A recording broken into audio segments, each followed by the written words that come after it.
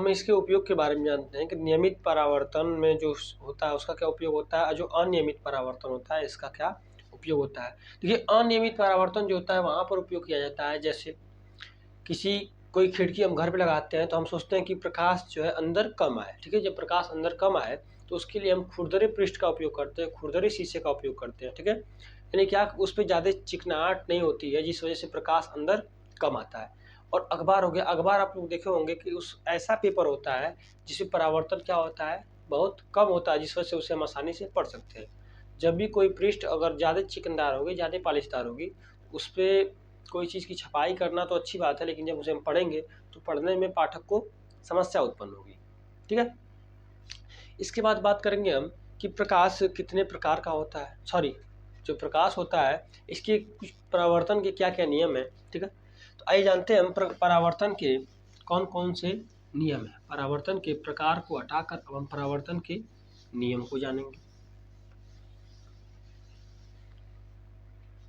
परावर्तन के नियम, इस पूरे को हटा देते हैं।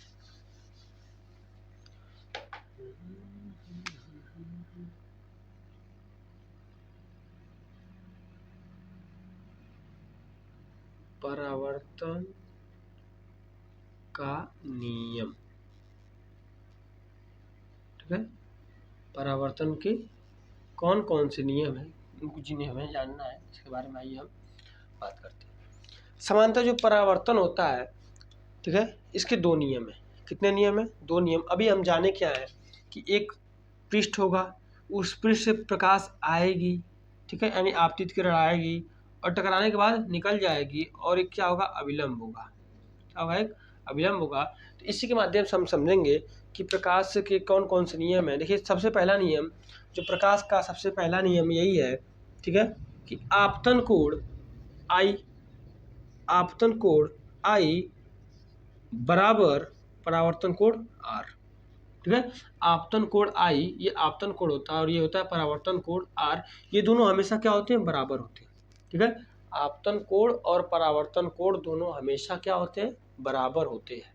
ठीक है, ये परावर्तन का नियम नंबर 1 है।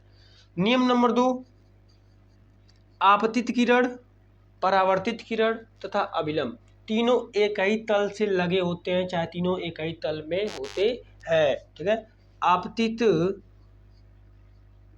किरण, परावर्तित किरण, ठीक है, तथा अभिलंब